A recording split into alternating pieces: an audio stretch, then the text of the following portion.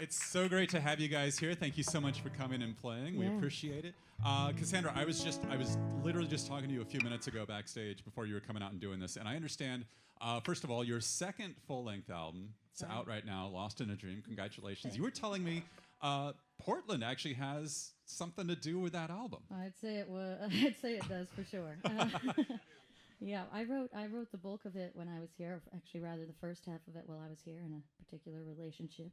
That was very difficult, and wrote the second half when that was over, and I got to Nashville. So wow. Okay. Yeah. So I'm hearing an accent, but you told me that you've lived sort of all over the place. Nashville's my 33rd city. Wow. And so I've picked up stuff from everywhere. I was born in Germany and lived in Florida, Texas. Mostly grew up in like cowboy town. See, I can hear the German accent right now. Yeah, actually. yeah. Yeah. Jawohl. So with the album itself, you said the first half was Portland, and then was the second half in Nashville. Then is that how it worked? Yeah, sort of. I mean, roughly, it was. But it all represented this one experience I had with someone that I love very much. So tell me how it sort of transitioned then between both of those cities, depending on like the environment and all that kind of stuff. Well, I have to be careful about how I talk about it. But this is a small town, right? It is smaller by the minute. I'm feeling the sweat dripping down the back of my neck.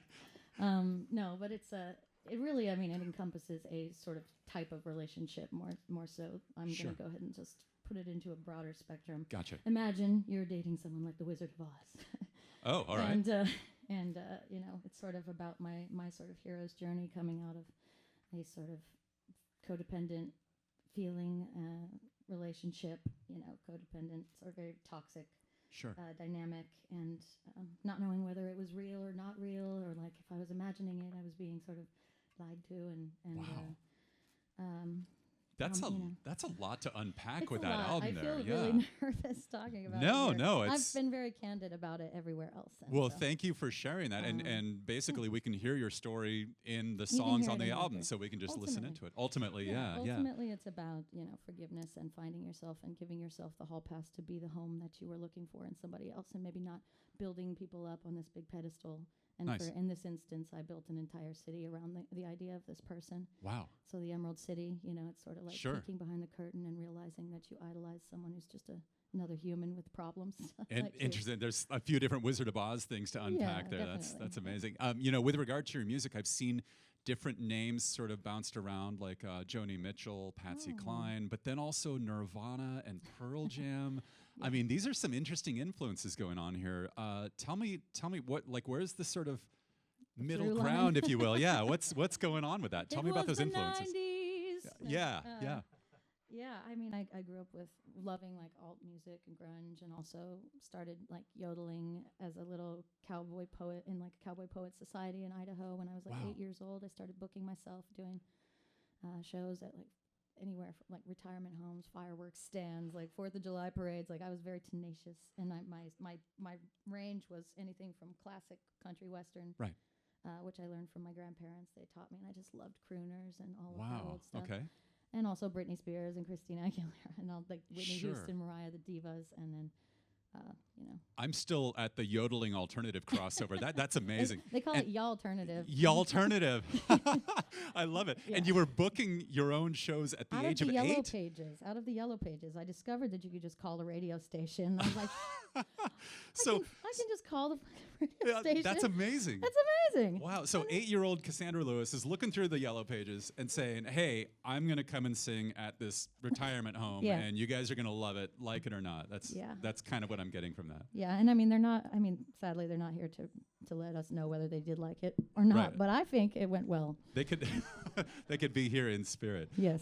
Of all the different places that you've been, Cassandra, I mean, you're in Nashville now, which is just, I mean, that's an amazing city musically. Yeah. But you were telling me that there are a few things about Portland that you think have Nashville beat. Oh, absolutely. What would you like? What comes to mind in particular? Food. All right. Food is better here. Everything here is just so much better than it is in Nashville. And no offense, I love Southern food, and like there's some good classic meat and threes down there. I mean, clearly I haven't been starving over there, but you know, it's definitely the food's much better here and more diverse, and just If higher quality. if you were to, I mean, I'm sure that Nashville is great in all sorts of different regards, but if there were any other place that you were almost looking to go and relocate to, is there anything like, would you come back to Portland? Is there like a different city that's been enticing you, or are you good for now, just with all this moving? You know, I have communities in every area, like out in the West mostly, and now I'm building some down in the South and in the East Coast. I haven't really ever lived in the East Coast, so I'm thinking, some New York City vibe at some All point. right. I need that cute little apartment somewhere near Yeah. Central Park or in Brooklyn, a Nice. romantic. Yeah, I like it. Love to be a sheep farmer in Ireland. That's really why I accepted the record deal, was so that I could eventually afford to become a farmer. Become a farmer. Again, Do you have yeah. farmers in your family? Absolutely, or anything like that? yeah. Okay. Actually, just played Farm Aid a couple of days ago with Willie Nelson, and Wow. yeah. And I'm glad you mentioned Farm Aid, because I know this is near and dear to Yes. you. This is an important cause. How did that all come about for you? Well, I growing up in very rural community, and then immediately wanting to leave that. When I graduated high school, I got a very broad experience, and always felt like I needed to bridge the worlds so that we could just get along better. Sure. And for me, I struggled a lot with mental health in my 20s, and just the difficulty of being a touring musician and having no money to support myself. Like a lot of the sanctuaries and the jobs that I found were in farms, anything from food to cannabis to whatever. Sure.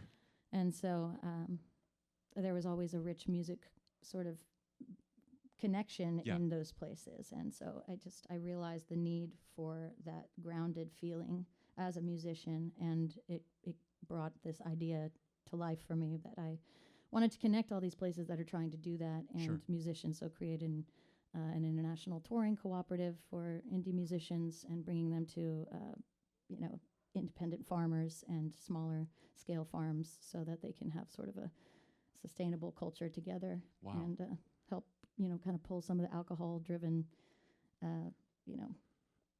vampiric energy Right, right. places out of the system, and put some healthier options in there. It sounds like a really great cause that you're a part of, and we're glad for it. And we're glad that you're here as well. So I'll let you get to it. Everyone, let's hear it once again for Cassandra Lewis. Thank you so much for being here. Yeah.